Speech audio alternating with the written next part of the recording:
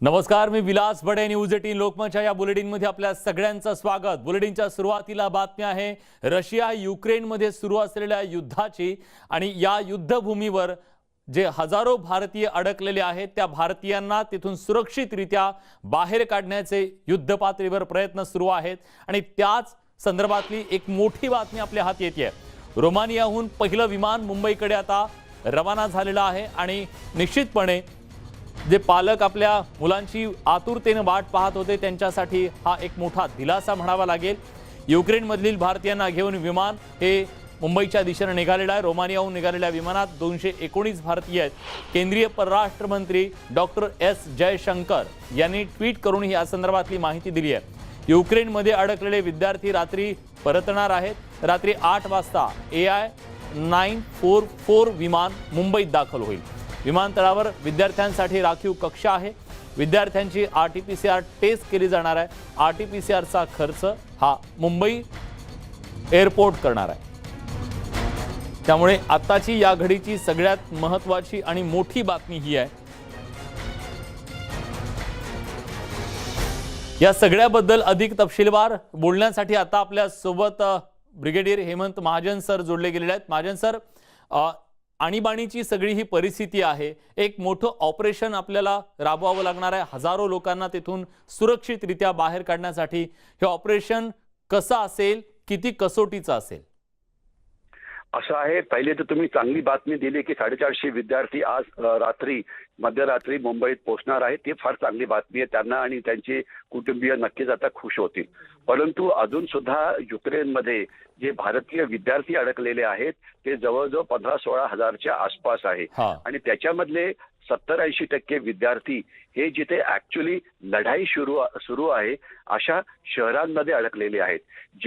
जिथे लढाई सुरू नाही त्या शहरात जे असतील तर त्यांना सांगण्यात आलेलं आहे की तुम्ही पश्चिम दिशेला जे इतर राष्ट्र आहेत, जसं रुमानियाचा तुम्ही उल्लेख केला किंवा पोलंड आहे किंवा अजून आहेत, त्यांच्या बॉर्डरपाशी जा आणि तिथे भारतीय वकिलाची माणसं तुम्हाला आत यायला मदत करतील आणि तुम्हाला तिथून बाहेर जाता येईल. पण ही संख्या कमी आहे. दुर्दैवाने जास्त विद्यार्थी जे अडकलेले आहेत ते युद्धभूमीवरती अडकलेले आहेत. म्हणजे खास तर कीव जी राजधानी आहे युक्रेनची आणि इतर 7-8 शहरं की जिथे युद्ध सुरू आहे. तर म्हणून सध्या त्यांना सांगण्यात आलं की तुम्ही सध्या फक्त सुरक्षितच राहा. बॉम्ब हल्ले झाले तर बॉम्ब हल्ले शेल्टर्सचा वापर करा. ज्या वेळेला परिस्थिती थोडीशी निवळेल त्यावेळेला तुम्हाला तिथून बाहेर काढलं जाईल आणि मग त्यांना बहुतेक जो युक्रेनचा जो पश्चिमेकडचा भाग आहे तिथे आणलं जाईल आणि जे आजूबाजूचे देश आहेत तिथून त्यांना बाहेर काढलं जाईल. कारण सध्या त्यांना विमानाच्या मदतीने युक्रेनमधून बाहेर काढणं अतिशय डिफिकल्ट आहे. कारण लढाई सुरू आहे आणि एकुलती 1-2 जी आंतरराष्ट्रीय विमानतळ होती ती आता उद्ध्वस्त झालेली आहे. तर त्याच्यामुळे बाय रोड बाहेर काढणं हा एकच ऑप्शन सध्या तरी दिसतो आहे. अनलेस युद्ध संपलं, कोणीतरी जिंकलं आणि परिस्थिती निवडली तर गोष्ट वेगळी. पण तोपर्यंत आपल्याला बाय रोडचा वापर करावा लागेल. त्याकरता या विद्यार्थ्यांना हजारो किलोमीटरचा प्रवास करावा लागेल. आपले डॉक्युमेंट बरोबर घेऊन जावं लागेल. बॉर्डर क्रॉस करावी लागेल आणि तिथून मग त्यांना विमानातून आपल्याकडे येता येईल. महाजन सर, तुम्ही अनेक युद्ध बघितलेली आहेत जवळून. सध्या सुद्धा जी परिस्थिती जागतिक पातळीवर आहे, युक्रेनमध्ये आहे, याचा सुद्धा तुम्ही जवळून अभ्यास करताय. तुमचा काय अंदाज सांगतोय, तुमचा अनुभव काय सांगतोय? हे युद्ध किती दिवस चालेल आणि कधी ही परिस्थिती निवडेल? हे युद्ध किती दिवस चालेल याच्याकरता खरं एखाद्या कुठल्या तरी ज्योतिषाची गरज आहे. कारण याचे 2 महत्वाचे मुद्दे आहेत. एक तर युक्रेनचं जे सैन्य आहे त्यांची ताकद 3.5-4 लाखाच्या आसपास आहे. म्हणजे ताकद भरपूर आहे. त्यांच्याकडे सगळी अत्याधुनिक शस्त्र पण आहे. त्यांना शस्त्रांची मदत इतर राष्ट्रांनी केलेली पण आहे. परंतु जे मुख्य आहे नेतृत्व आणि लढण्याची इच्छाशक्ती ती त्यांच्याकडे आहे की नाही. कारण आपण बघितलं की अफगाणिस्तान सैन्य 3.5 लाख होतं, परंतु ते एक सुद्धा गोळी न फायर करता ते गायब झालं. सध्या तरी जे 3 दिवसाचं हे जे युद्ध झालेलं आहे त्यामध्ये असं दाखवतं आहे की युक्रेनचे सैनिक लढता आहेत. त्यांनी रशियाच्या विरुद्ध रशियाला पुष्कळसं नुकसान पोहोचवलेलं आहे. आणि सर्वात महत्वाचं त्यांचे जे सर्वोच्च नेते आहेत त्यांना अमेरिकेने ऑप्शन दिला होता की तुम्ही पळून बाहेर या, पण ते म्हणतात नाही, जिथे माझे नागरिक आहेत तिथेच मी लढीन आणि ते तुम्हाला सतत युद्धभूमीला व्हिजिट करताना दिसत आहेत. हा. त्याच्यामुळे सध्याच्या परिस्थितीमध्ये युक्रेन सैन्य हे बऱ्यापैकी लढलंय. परंतु दुर्दैवाची बाब अशी आहे की ही जी राजधानी आहे या राजधानीला आता चारही बाजूनी रशियाने वेढा घातलेला आहे. त्याची वीज थांबवलेली आहे, त्याचा पाणी सप्लाय थांबवलेला आहे. त्यांनी आपले एजंट्स बॉम्ब ब्लास्ट करण्याकरता सिव्हिलियन लोकांच्या ड्रेसमध्ये आत घुसवलेले आहेत.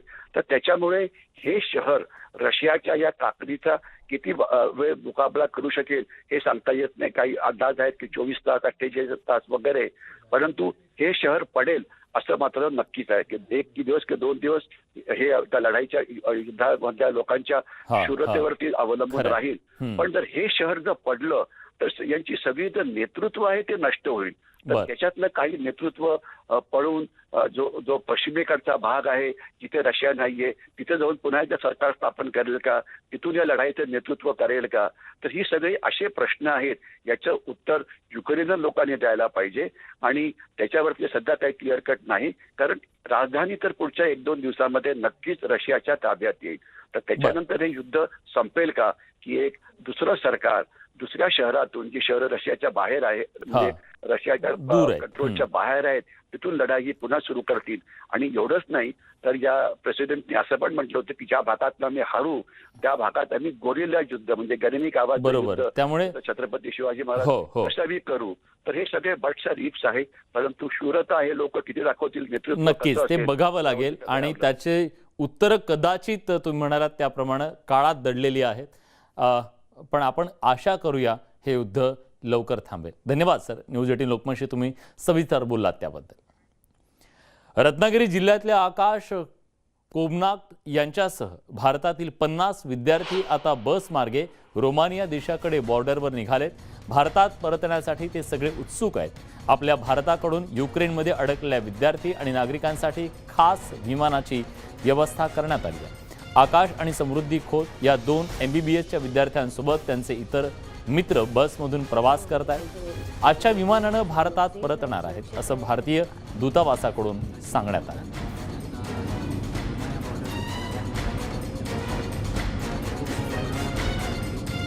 फ्लाईट्स पूर्णपणे एअर स्पेस बंद असल्यामुळे आम्ही जाऊ शकलो नाही आहे. म्हणून आम्हाला ऑर्डर्स भेटले होते कारण की एम्बेसीमधून की आम्ही आता रोमानिया बॉर्डरसाठी ट्रॅव्हल करत आहोत. बसमध्ये बसलो आहोत आणि खूप एक्सायटेड आहोत घरी जाण्यासाठी. आता रोमानिया बॉर्डरसाठी ट्रॅव्हल करत आहोत. बसमध्ये बसलो आहोत आणि खूप एक्सायटेड आहोत घरी जाण्यासाठी. आमचे फ्लाईट्स होते पण ते फ्लाईट्स पूर्णपणे एअर स्पेस बंद असल्यामुळे आम्ही जाऊ शकलो नाही आहे. म्हणून आम्हाला ऑर्डर्स भेटले होते कारण की एम्बेसीमधून की आम्ही पोलंड या रोमानिया या साईडला जावं आणि बॉर्डर्सवर ते इंडियन एम्बेसी आम्हाला तिथून बाहेर काढतील. आणि त्यामुळे आता आम्ही रोमानियाला चाललो आहोत टू द बॉर्डर्स. आणि आम्ही इंडियन एम्बेसी आणि इंडियन गव्हर्नमेंटसाठी खूप जास्त आभारी आहोत कारण आमच्यासाठी त्यांनी एवढी चांगली सुविधा केलेली आहे. भारतातील अनेक विद्यार्थी युक्रेनमध्ये अडकलेत. आणखी 800 विद्यार्थी युक्रेनहून रोमानियात दाखल झाले असल्याची माहिती समोर येते. या विद्यार्थ्यांची बॉर्डरवर राहण्याची व्यवस्था करण्यात आली असून ते मायदेशी परतण्याच्या तयारीत आहेत.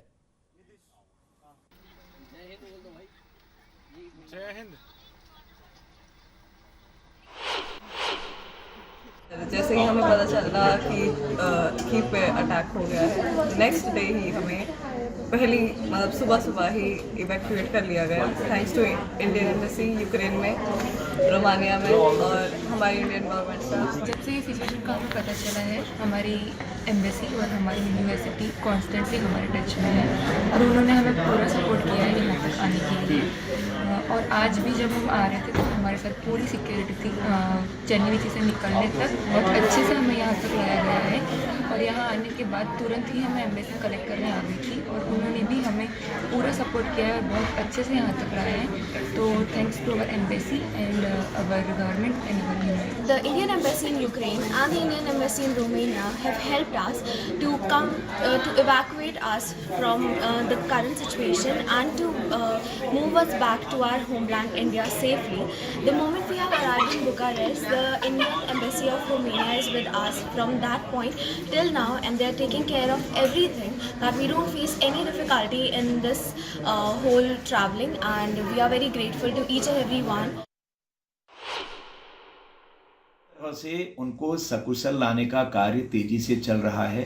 जैसा कि यूक्रेन के हवाई अड्डे ध्वस्त हो चुके हैं, जानकारी आई है, तो पड़ोसी राज्य जो हैं हमारे, आपको सब पता है, रात दिन अखबारों में और हमारे चैनल्स में आ रहा है, उनके माध्यम से यहाँ लाने के लिए रात दिन हम काम कर रहे हैं और कई लोग आ भी गए हैं।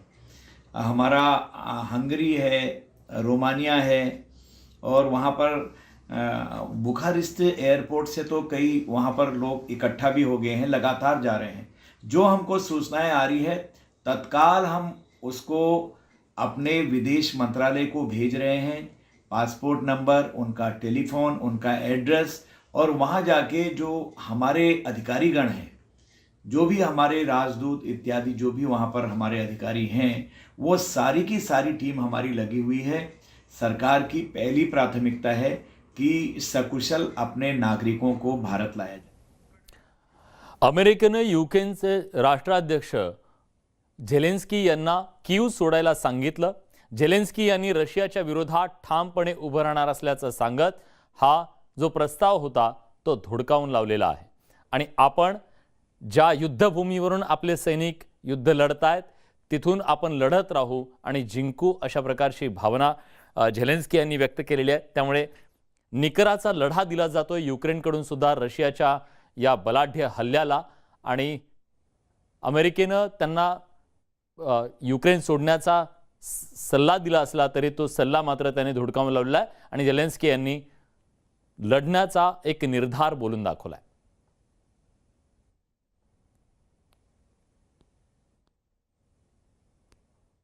Всім доброго ранку, українці.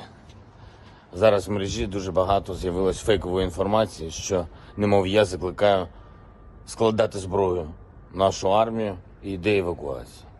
Значить так, я тут, ніяку зброю ми не складемо, будемо захищати нашу державу, тому що наша зброя – це наша правда. Наша правда в тому, що це наша земля, наша країна, наші діти, і ми все це будемо захищати. Ось і все. Ось це і є те, що я хотів вам сказати. Слава Україні! तेव्हा ज्या मित्रांनी साथ दिली नाही त्यांना सगळ्यांना अनफॉलो केलेलं आहे त्यांनी, आणि एक प्रकारे ही एकाकी लढाई आपण स्वतःच्या बळावर लढू असा निर्धार त्यांनी बोलून दाखवलेला आहे। लढवय्या हा राष्ट्राध्यक्ष दिसतोय। एक छोटासा ब्रेक घेतोय, कुठे जाऊ नका, पहा फक्त न्यूज 18 लोकमत।